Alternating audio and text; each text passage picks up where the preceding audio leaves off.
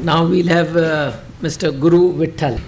Thank you, Chairman Sir, and friends from MES.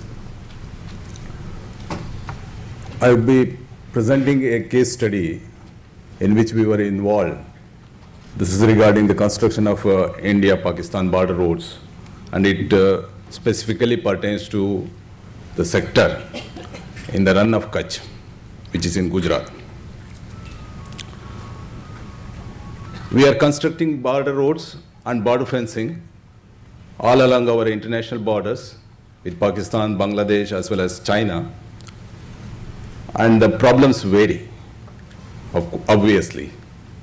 The terrain is different, climatic conditions are different, so the problems also vary. In the Rann of Kutch, which is in Gujarat, this is a partly dry and it's a partly marshy area. This, of course, the task of constructing these roads in that particular sector was given to two agencies, CPWD and NBCC. And when the works were about almost 70% over in that sector, that area was affected by unprecedented heavy rains in the 2006. So this made the work of BSF, who are guarding our borders there, very difficult, impossible almost. So the task of suggesting some remedial measures and improving the road communication network was given to CRRI, in which I was involved, and a few points with regard to that I will be presenting. This shows the map of that area, India-Pakistan border, and all along the border we are constructing the roads as well as fencing works. It's about 430 kilometers there. And we carried out various tasks, field inspections, so finding out the causes of failure and what can be analyzing the reasons and what can be the remedial measures there. Rann of Kutch, it's as I already told you, it's a very dry area. In olden times, in geological history, it was under the sea, and due to tectonic movements, that area has risen above, and it now forms the boundary between our country and Pakistan there.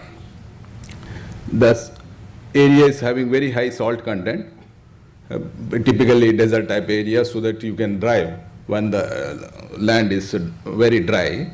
But if it is very wet, so it becomes impossible to go there, even to walk. And whatever this desert area is there, it is our area, and the green area which you are seeing in the background of this photograph, it belongs to Pakistan. In 2006, there was very heavy rainfall, about 1245 mm, which was a record for the 100 years. I have put it in different years. Annual average rainfall is around only about 300 mm. So this unprecedented, very heavy rainfall resulted in flooding because it's a flat bowl lake area. It's entirely, the elevation is not varying much. And this flooding, it continued to erode the roads which were been already, road and electric connections, fencing, etc., whatever, and even the residential quarters, other buildings which were constructed there.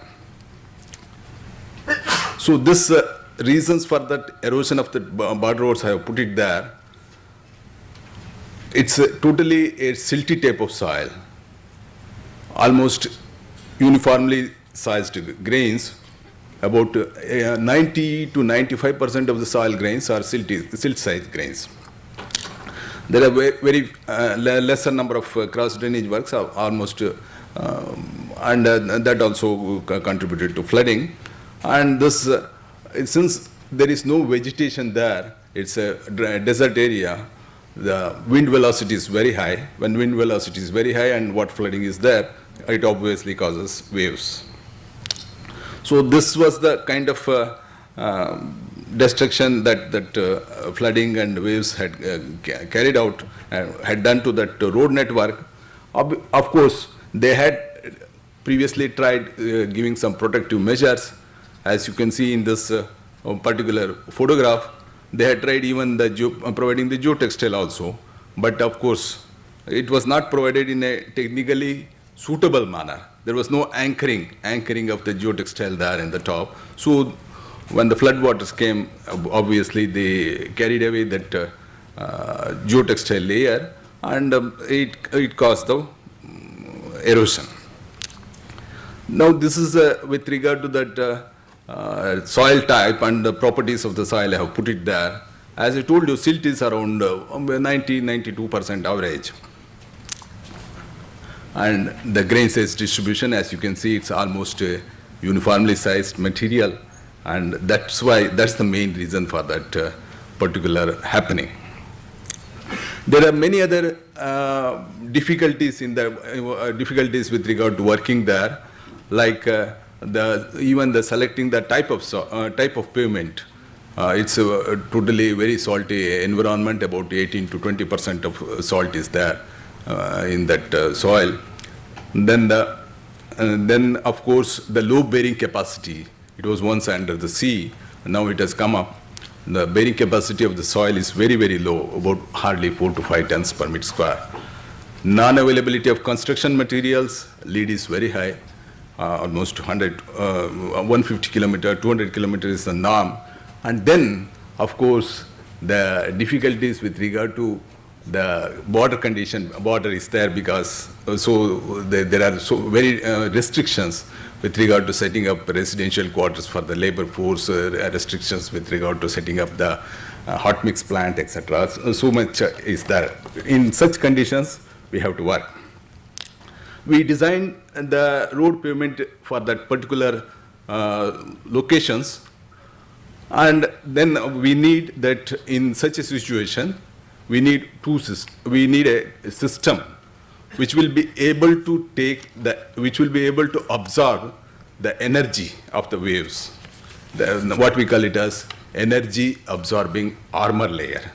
This energy absorbing armor layer we designed by providing the gabions gabions and the rivet mattress. Gabions is a kind of a netting which is made by a polymer or maybe a metallic one coated with a polymer, and it holds rock pieces, and it effectively acts as an energy absorbing layer. Then below that energy absorbing layer, we need a filtering system, which we call it as a geotextile, a polymeric industrial geotextile. So this geotextile layer, it allows the water to enter and come out into the embankment system, but it holds back the soil particles. So this kind of a system was designed, and wherever, of course, the highly vulnerable areas, this was suggested in that 430 kilometer stretch. And in less vulnerable areas where flooding was somewhat lower, in such areas, of course, the high flood embankment was brought up above the high flood level. And then we, on the side slopes, we provided this graded aggregates. So this is of course, the implementation. It took about 1.5 to 2 years to be completed, and this is one sketch of that after implementation, how the road looks like, and there is no issues. And we constructed one particular stretch in a waterlogged area. Normally, in a waterlogged area, when we construct roads, either we dewater it and go for a normal construction, or we go for what we call it as back dumping the granular materials. So this particular technique was adopted there, and since we had to protect that particular stretch from this waves and wave action like that, we had to provide what I already told you, the rivet mattress. So this is the particular photograph which shows that road which has been already be constructed, and it's functioning well.